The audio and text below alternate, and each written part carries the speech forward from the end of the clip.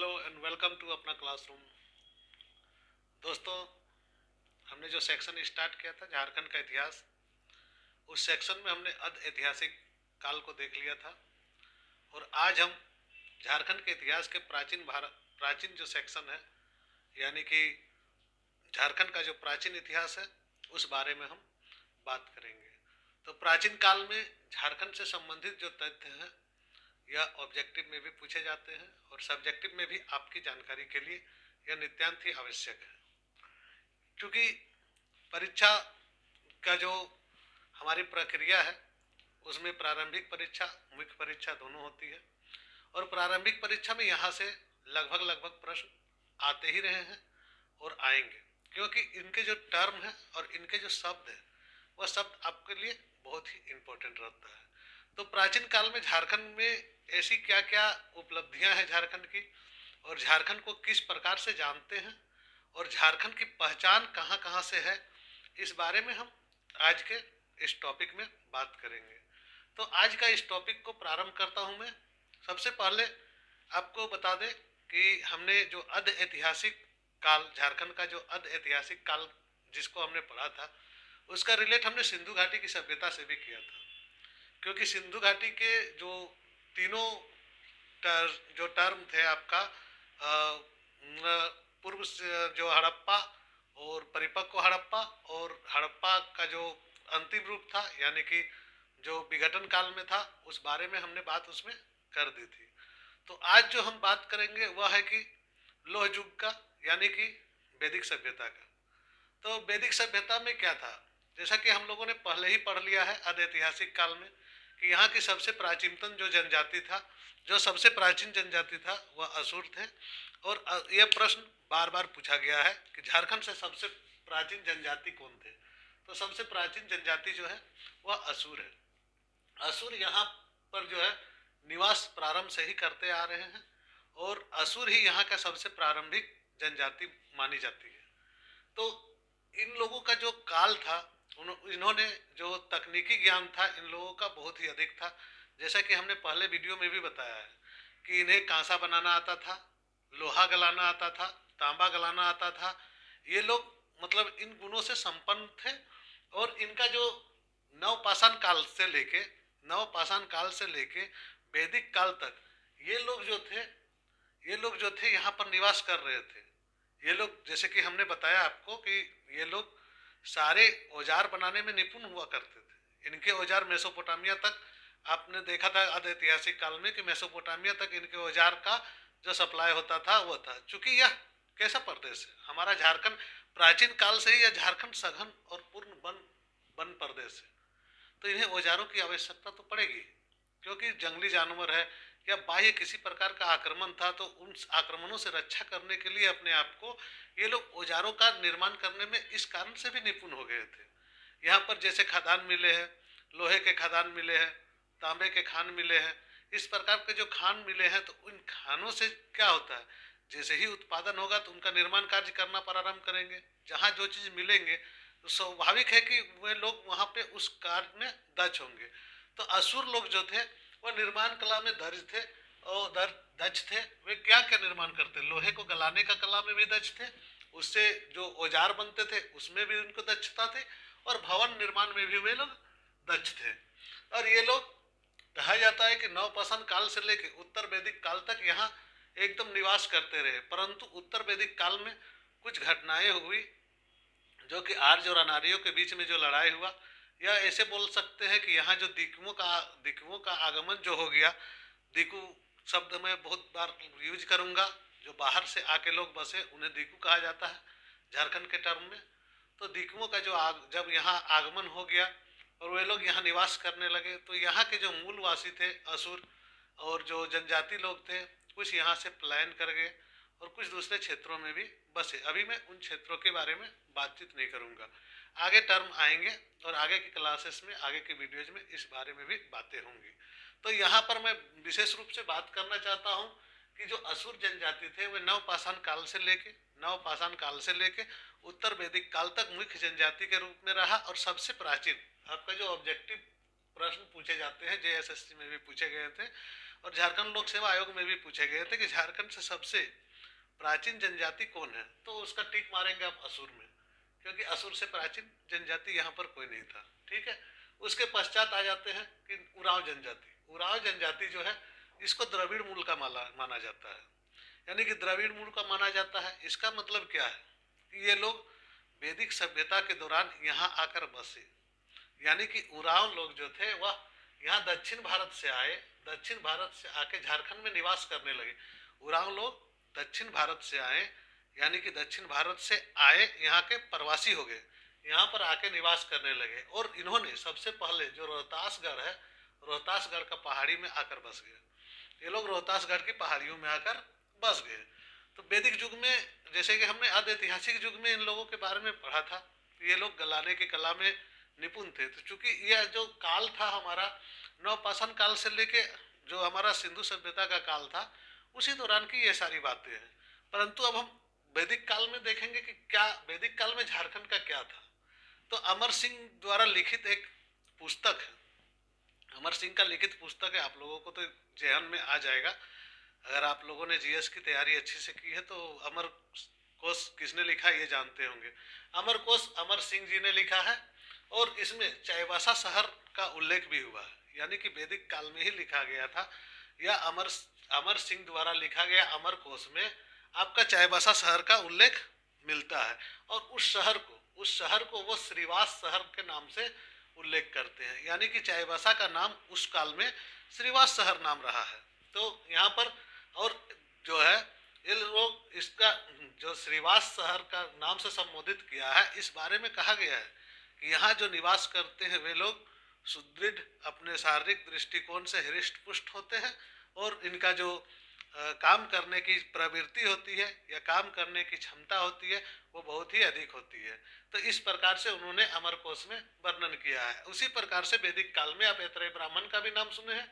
ऐत्रेय ब्राह्मण में जो जनजातियों का नाम दिया गया उसमें मुख्य रूप से चेर और सवर जनजाति का उल्लेख ऐत्रेय ब्राह्मण में भी मिलता है। ऐत्रेय ब्राह्मण कब लिखा गया था ये भी आपको पता है, क्योंकि यह उत्तर वैदिक काल की बातें हैं। ऐत्रेय ब्राह्मण जो बने थे वो उत्तर वैदिक काल में ही बने थे। ऋग्वैदिक काल में सिर्फ ऋग्वेद लिखे गए थे, इसलिए वैदिक काल हम पूरी तरह से इसे हम वैदिक काल बोलते हैं, उत्तर वैदिक और ऋग्वैदिक में यहाँ नहीं बांट रहे हैं। ठीक है, तो उत्तर वैदिक काल में ही एक इस क्षेत्र को एक और नाम से संबोधित किया गया है उत्तर वैदिक काल में, जिसे किक्कट क्षेत्र कहा गया है। ठीक है, किक्कट क्षेत्र हमेशा प्रश्न पूछे जाते हैं कि उत्तर वैदिक काल में झारखंड को किस नाम से संबोधित किया गया है, तो वह नाम हो जाएगा आपका यहाँ पर किक्कट। ऑब्जेक्टिव के दृष्टिकोण से यह बहुत ही इंपॉर्टेंट है कि किक्कट प्रदेश एक है। देखिए, बिहार दिग्दर्शन नाम से एक इतिहास लिखा है, जिसमें बिहार का इतिहास नाम से एक पुस्तक है। बिहार बिहार उसका पुस्तक का नाम है बिहार दिग्दर्शन है, जिसमें यह बताया गया है या जिसमें यह कहा गया है। हाँ, इसका राइटर जो है विद्यालंकार नाम से जाने जाते हैं। विद्यालंकार जो है बिहार एक दिग्दर्शन पुस्तक है, जो जयचंद विद्यालंकार या विद्यालंकार नाम से जो जाने जाते हैं उन्होंने लिखा है। और उन्होंने लिखा है कि त्रिशंकु जो राजा थे उनके पुत्र, त्रिशंकु के पुत्र जो है हरिश्चंद्र जो है त्रिशंकु के पुत्र हैं, और वे त्रिशंकु के पुत्र हरिश्चंद्र ने सोन नदी के किनारे एक किले का निर्माण करवाया था। एक किला का वर्णन इसमें मिलता है, यानी कि सोन नदी तो वर्तमान समय में सोन नदी बिहार में है। और आपको बता दें कि जिस समय की ये बात हो रही है उत्तर वैदिक काल में, उस समय बिहार और झारखंड कुछ नहीं था, यह एक प्रदेश कहलाता था जिसे आठविक प्रदेश के नाम से जाने जाते थे। इस बारे में हमें चर्चा करूंगा आगे। तो आठविक प्रदेश जो होता था यानी कि जंगल का प्रदेश, और आप मौर्य काल में भी पढ़े होंगे कि आठविक जो होता था एक पदाधिकारी हुआ करते थे मौर्य काल में, और वह पदाधिकारी जो होता था वह जंगल की देखरेख और जंगल के जो इमारती वस्तुएं या हाथी दांत वगैरह की रक्षा के लिए उनकी नियुक्ति होती थी। तो वहाँ पर मैं बात करूँगा उस बारे में। तो मुझे यहाँ टर्म जानना है कि आठविक प्रदेश क्यों कहा जाता था, क्योंकि जो जंगल से घिरे हुए क्षेत्र होते हैं, और इसे संस्कृत में भी आठविक का अर्थ होता है आपका जंगल। तो जंगल प्रदेश के कारण से यहाँ पर हमारा इस क्षेत्र को आठविक क्षेत्र भी कहा जाता था।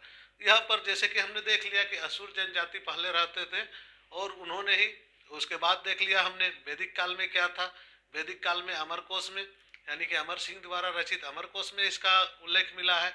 ऐतरेय ब्राह्मण में यहाँ का उल्लेख मिला है। उत्तर वैदिक काल में इसे कुक्कुट प्रदेश के नाम से जाना जाता है। या उसके बाद आपने जैसे देख लिया विद्यारण्य जी का जो विद्यालंकार जी का जो पुस्तक है बिहार एक दिग्दर्शन में, इस क्षेत्र में यह वर्णन किया गया है। इस क्षेत्र का जो वर्णन किया गया है इसमें हरिश्चंद्र का पुत्र जो है त्रिशंकु का पुत्र हरिश्चंद्र ने सोन नदी के किनारे एक किले का निर्माण किया था। यहाँ तक हमने उत्तर वैदिक और वैदिक काल के बारे में जान लिया। यानी कि प्राचीन काल में जो झारखंड का इतिहास था वैदिक काल तक इतना आपको जानना होगा, और इससे जो इम्पोर्टेंस आपको लग रहा है वो आपको मिल चुका होगा। तब इसके पश्चात हम जाते हैं सबसे इम्पोर्टेंट टर्म में, वह है धर्म के क्षेत्र में। जो इसके पश्चात उत्तर वैदिक और वैदिक काल और मौर्य महाजनपदों के उदय के बीच में एक काल आता है, जिस काल को हम जैनिज्म और बौद्धिज्म के नाम से जानते हैं। यानी कि इसे हम कह सकते हैं धार्मिक आंदोलन का काल भी कह सकते हैं, या तो फिर हम इसे इस टर्म पर भी कह सकते हैं कि धार्मिक जो पुनर्जागरण हुआ, या इसको क्या बोलते हैं परिवर्तन का काल भी कह सकते हैं। धार्मिक जो क्यों हुआ, ये परिवर्तन का काल क्यों हुआ, इस बारे में हम बात नहीं करेंगे, फिर भी आप जान ले थोड़ा सा। यह परिवर्तन इसलिए हुआ कि उत्तर वैदिक काल आते आते जो हमारे वेदों में जो बातें बताई गई तो उस पर अनेक टीकाएं हो गई और कर्म कांड बहुत ज़्यादा बढ़ गए थे, और जो जाति व्यवस्था थी वह धीरे धीरे बहुत ही विकराल रूप धारण करने लगी थी। तो इसी दौरान दो धर्मों का उदय होता है, जो बौद्ध धर्म और जैन धर्म के नाम से जाने जाते हैं। ये लोग उन लोगों को टारगेट करके अपने धर्म को प्रचार किए जो मुख्य रूप से समाज में दबे कुचले और पिछड़े लोग थे। यहाँ पर कोई जाति व्यवस्था नहीं थी, इसलिए ये धर्म पॉपुलर भी हुए, और इस धर्म के बारे में हमने इतिहास में पढ़नी है और इतिहास में बताएंगे। क्योंकि आज झारखंड का इतिहास पढ़ रहे हैं तो झारखंड से संबंधित आज जो मैं बात करूंगा वह जैन धर्म से। जैन धर्म में झारखंड का क्या, जैन अनुश्रुतियों में क्या है, और जैन धर्म में झारखंड का क्या स्थान है, और जैन धर्म से संबंधित झारखंड में क्या स्थल है, इस बारे में हम बात करेंगे। तो झारखंड के जो स्थल है जैन धर्म के बारे में, उस बारे में बात करते हुए मैं आपको लेके चलता हूँ। सर्वप्रथम जो जैन धर्म है मानभूम जो जगह है हमारा, जो यह क्षेत्र बंगाल बिहार उड़ीसा का क्षेत्र था, जैसा कि हम लोग पढ़ते आए हैं, और मानभूम जो थे वो बंगाल में थे। धनबाद जो है हमारा वर्तमान धनबाद, वह मानभूम जिले के अंतर्गत आते थे उस समय। ठीक है, तो उस समय से भी पहले की ये बातें हैं, ये घटना पहले की है। तो यह कहा जाता है, जो साहित्यिक स्रोत है हमारे पास, जो साहित्यिक स्रोत इस बात की पुष्टि करती है, जिसमें कि आपका अचरांग सूत्र और कौटिल्य का अर्थशास्त्र दोनों यह चीज को प्रूव करता है, या दोनों में यह चीज लिखा गया है कि इस प्रदेश को लाद्ध प्रदेश कहा जाता था, और इस प्रदेश में जैन धर्म की इस प्रदेश में जैन धर्म की प्रधानता रही है। यानी कि जैन धर्म इस समय बहुत ही फला फूला है, और इस क्षेत्र में जैन धर्म का बहुत ही बोलबाला रहा था। तो लाद्ध, इसे जो है मानभूम क्षेत्र को, या अचरांग सूत्र में जो मानभूम है उसको लाद्ध क्षेत्र भी बोला जाता है। लाद्ध लो में आकार दो में दो, लाद्ध क्षेत्र भी कहा गया है। तो लाद्ध क्षेत्र का मतलब है मानभूम और बंगाल का जो सीमा है, या मानभूम और बंगाल से संबंधित जो क्षेत्र है उसे लाद्ध क्षेत्र कहा गया है। तो लाद्ध क्षेत्र में जैसे हमने बोला कि इस क्षेत्र में बौद्ध धर्म और जैन धर्म की जो है आपको क्या बोलते हैं उसे, बौद्ध धर्म और जैन धर्म की पराकाष्ठा देखने को आपको मिलेगी। तो यहाँ पर सबसे पहले हम उठाते हैं आज जैन धर्म को। कल हम बौद्ध धर्म और उससे संबंधित बातें नेक्स्ट वीडियो में हम फिर करेंगे। तो आज जैन धर्म से संबंधित इतने टर्म्स हैं कि इसे जानना इम्पोर्टेंट भी है, यहाँ से प्रश्न बार बार पूछे जाते हैं। तो हमारे लिए इसलिए भी इम्पोर्टेंट है क्योंकि जैन धर्म से संबंधित जो तीर्थंकर हुए हैं, 23वें तीर्थंकर, 24वें तीर्थंकर, 20 तीर्थंकरों का यहाँ रिलेट है, तो इस बारे में बात करना ज़्यादा आवश्यक है। तो जैन धर्म में क्या है, यह जो क्षेत्र रहा है मानभूम का क्षेत्र, जो जैन सभ्यता और इसकी संस्कृति का केंद्र रहा है, जैसा कि मैंने लिखा हुआ भी कि जैन सभ्यता और संस्कृति का यह केंद्र रहा है। खास करके पारसनाथ पहाड़ी, दामोदर, कसाई, पारसनाथ पहाड़ी, दामोदर, कसाई और जो यहाँ के पलामू के क्षेत्र है, कोल्हुआ पहाड़ है या बेनू सागर है सिंहभूम में, ये सारी क्षेत्र जो है ये सारे क्षेत्र जो है जैन धर्म से संबंधित रहा है। और इस क्षेत्र में भगवान महावीर को जो यहाँ पर आए थे और इस जगह में जो घूमे हैं और इस जगह में जहाँ निवास किए हैं, जहाँ परिनिर्वाण मिला है और जिस क्षेत्र में वे निवास किए या यहाँ समय बिताए, उस बारे में हम यहाँ बात करेंगे। इसमें इसमें महावीर को जो किया गया है लोरे यादगार नाम से भी कहीं कहीं संबोधित किया जाता है, उस बारे में मैं बात नहीं करूँगा। मैं बात करूँगा कि यहाँ का जो क्षेत्र है वह किस प्रकार का क्षेत्र रहा है। तो जैसे हमने बात किया कि पारसनाथ पहाड़ी, दामोदर, कसाई, पलामू आदि जगहों में मिले हैं, इसके प्रमाण हम इन प्रमाणों की बात करते हैं। तो सबसे पहले तो पारसनाथ पहाड़ी की बात करेंगे। पारसनाथ पहाड़ी कहाँ है, इस बारे में आपको जानकारी होनी चाहिए। पारसनाथ पहाड़ी गिरिडीह जिले में अवस्थित है। पारसनाथ पहाड़ी गिरिडीह जिले में अवस्थित है। इस जगह को मधुबन नाम से भी हम संबोधित करते हैं। यह जगह जो है मधुबन के नाम से भी संबोधित किया जाता है। इसमें जो है इसका जो ऊंचाई है पारसनाथ पहाड़ का, इस पहाड़ की ऊंचाई लगभग 1365 मीटर है। 1365 मीटर है, या फीट में अगर दिया हुआ आंसर रहेगा तो 4478 फीट आप आंसर लेंगे। 1365 मीटर या 4478 फीट का आंसर आप यहाँ पर सेलेक्ट करेंगे, जो भी ऑप्शन में रहे उस पर। यहाँ पर बोला गया है कि जो 24वें तीर्थंकर है, जो 24वें तीर्थंकर है पार्श्वनाथ, जो 24वें तीर्थंकर पार्श्वनाथ है, उनका यहाँ पर निर्माण भी हुआ था और उन्हीं के जो जो उनके द्वारा ही इस क्षेत्र को बसाया भी गया, जिसे मधुबन हम कहते हैं। यह तो 24वें तीर्थंकर के रूप में पार्श्वनाथ थे, लेकिन यह भी माना जाता है या जैन अनुश्रुतियों में यह भी लिखा हुआ है कि जो 24 तीर्थंकर हुए, जो 24 तीर्थंकर जैन धर्म से संबंधित हुए, उसमें से 20 तीर्थंकरों का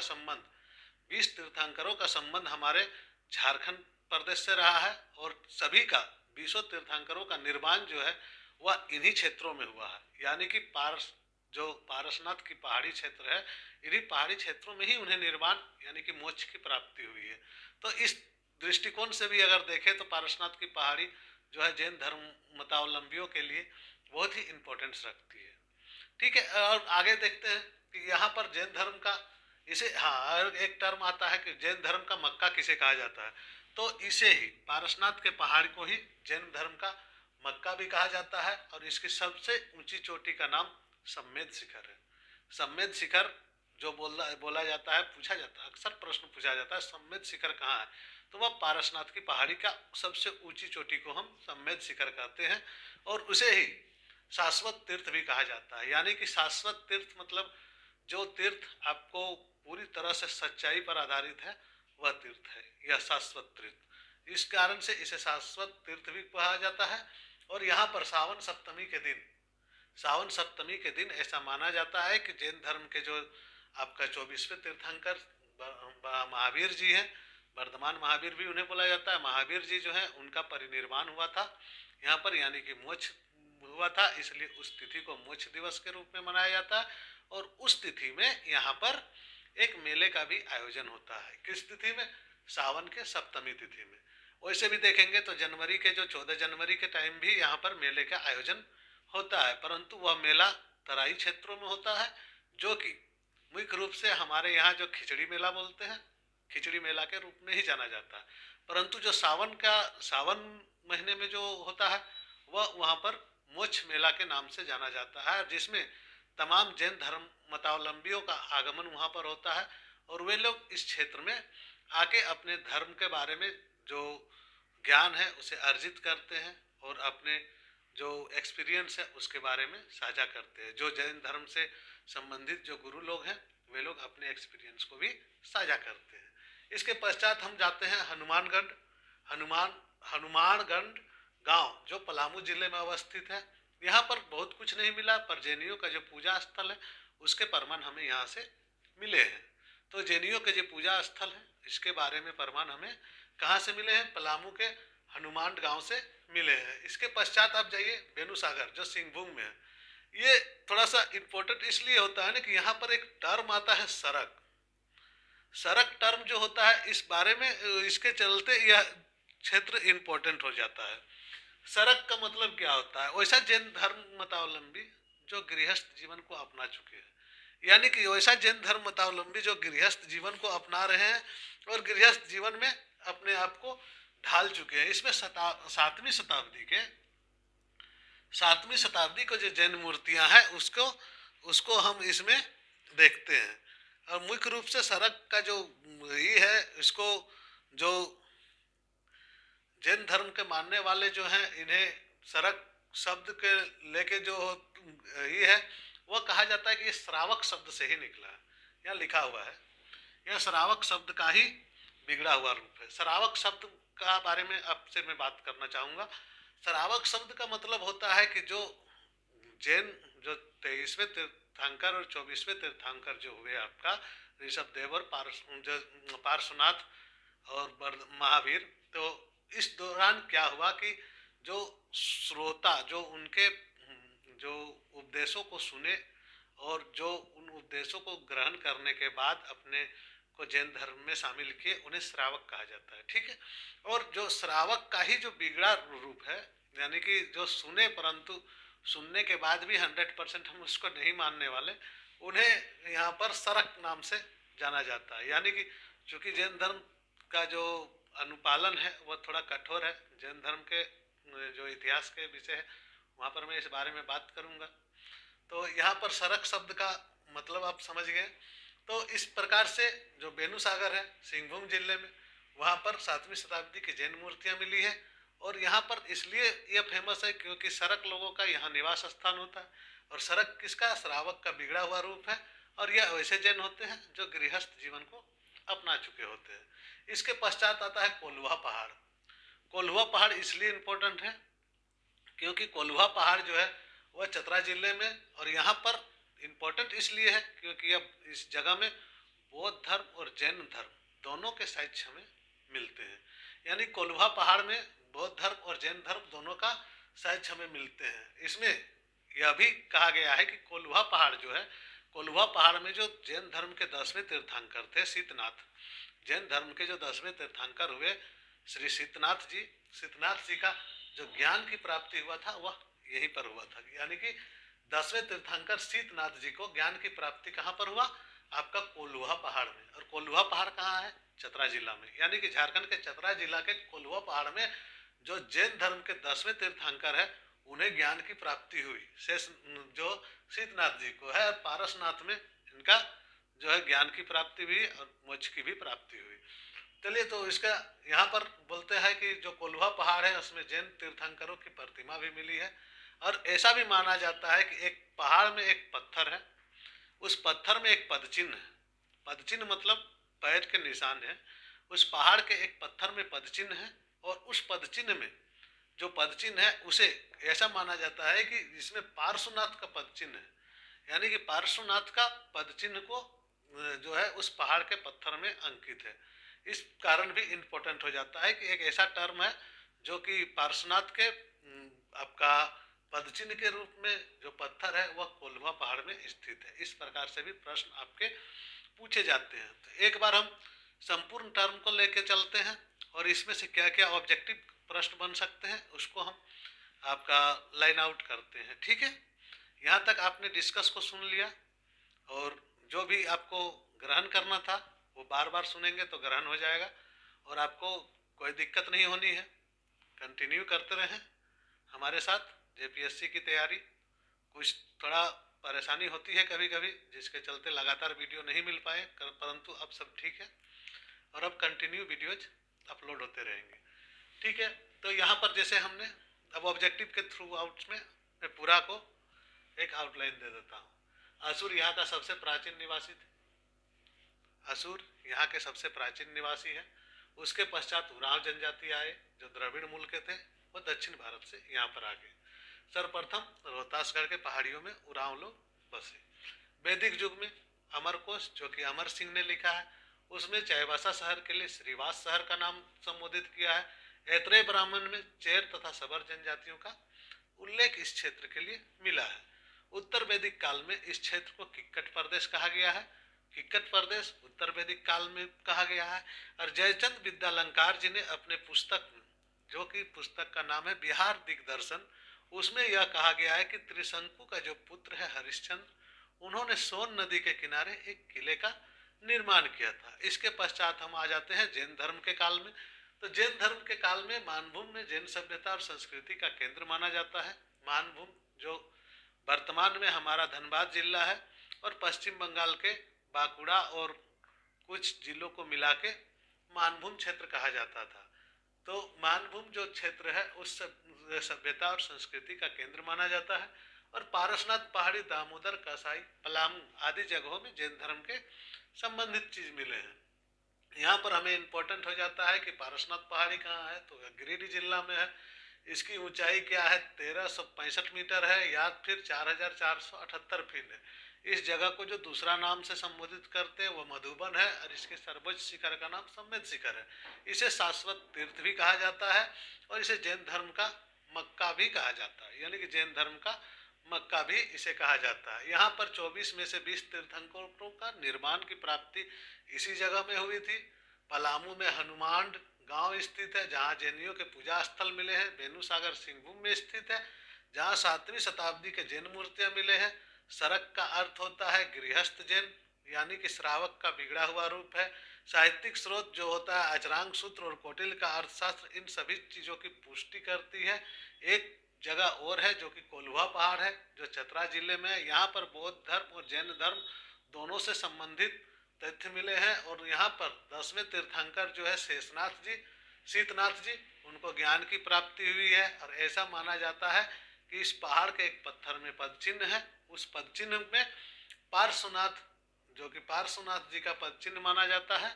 इसी के इसी के पद चिन्ह का बार बार प्रश्न पूछा जाता है, यह पद चिन्ह कहाँ मिलता है, कोल्हुआ पहाड़ में है। तो इतना ऑब्जेक्टिव टर्म भी आपका इसमें बन जाता है। वन लाइनर बना लें, मुख्य परीक्षा को ध्यान में रखेंगे, इतिहास में ये टर्म लिखना भी होगा, लेकिन प्रारंभिक परीक्षा में आपको वन लाइनर यहाँ से बहुत सारे प्रश्न आ जाते हैं। तो इस प्रकार से आप जो प्रश्न है उसे सॉल्व कर सकते हैं। धन्यवाद, जोहार। सब्सक्राइब कर लें चैनल को, फायदे में रहेंगे। धन्यवाद।